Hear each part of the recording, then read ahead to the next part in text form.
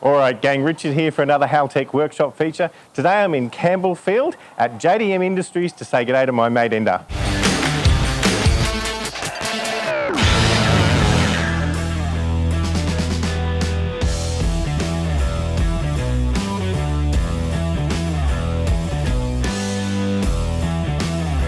Ender, man, thanks for having us at JDM Industries. No worries, man. You're welcome. So let's get this off the chest. JDM Industries, it's the name of the company. That's what you do mostly, JDM? Primarily, yes. We do a lot of Japanese cars, from GDRs to Supras to a lot of 2J work. We do, a lot of Silvias, SR20s. That's all we all really started from, dealing with the SR20s.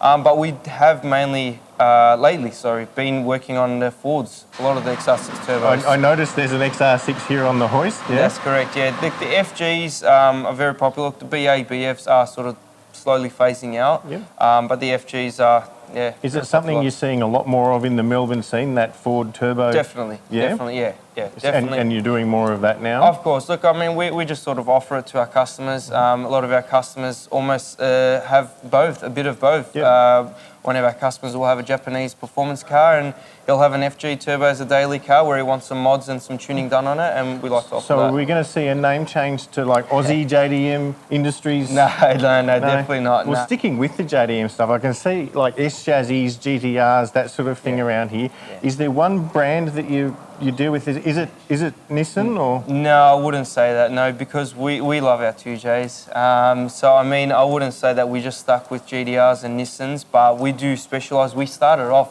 with Silvias and SR20s and RB25s and 26s. So that's why we like to specialise in that and stick around that. And back to the JDM, how did you get involved in that scene originally? What's your story there? Look, I started the workshop about 4 years ago, and I was drifting for 8 years. That's where my background started from drifting. So it pretty much sort of started as a hobby, as most workshops do.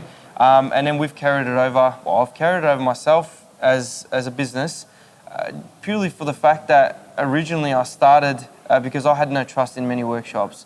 I got burnt a lot, and I just felt like as if this was the time to do and to give it back to the... So you started doing a lot of work for yourself, for your own drift car. That's correct. And then, worked on other people's cars and offered that as a service. And it kicked off from there. Yeah, that's right. Yeah, cool. That's my sort of story, where I sort of started from. And of course, the S-Chassis is synonymous with drifting. Is that where you sort of came with your S-Chassis, with your S13? Yeah, definitely. Mine was an S13. I originally had an SR20 in it. Then I did a 2J swap to it.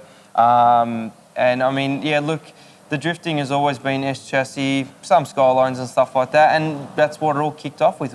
That's why we still have many Skylines and Silvias till today coming in for drift setups. And now you're probably actually more involved in the drag scene than the drift scene. Definitely. Especially with your S13. Definitely. And you've gone on, obviously it doesn't have an SR20 in it anymore.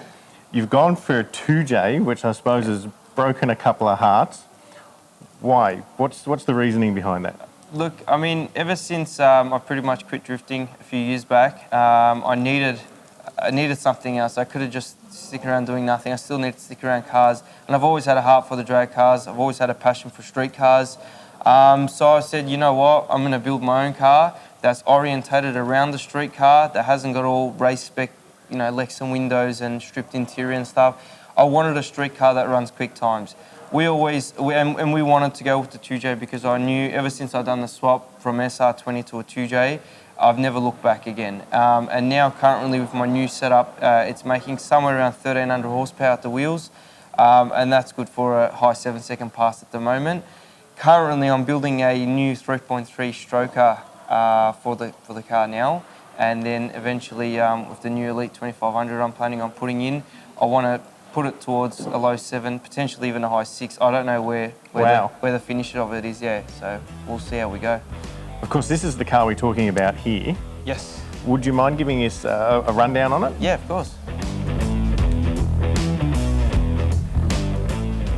Now, we've seen this at Cootamundra and Jambo a couple of times, and every time we put something up on the Haltech Facebook page about it, we put some photos up, it goes nuts. It's got a bit of an internet following now, doesn't it? It does, yeah. Look, I mean, Sylvia's and the 2J swaps, very popular, almost worldwide now. It's such a cool car, man.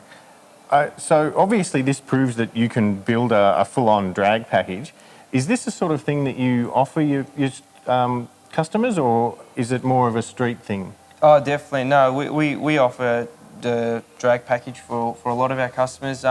We've actually currently got an S15 with a 2JZ at the moment getting built. And I mean, look, the street stuff is where we started, and we'll never forget that. So we want to always have that going, our street packages as well. And at the end of the day, it's both there for the customer. We can offer both, so that's the main thing. Well, that's another Haltech workshop feature from JDM Industries. Ender, thanks so much for having us, man. No worries. Don't forget, if you're doing some cool stuff with Haltech, we'd love to come and see your workshop. Shoot us an email or contact us via the website. My name's Richard, and we'll see you next time.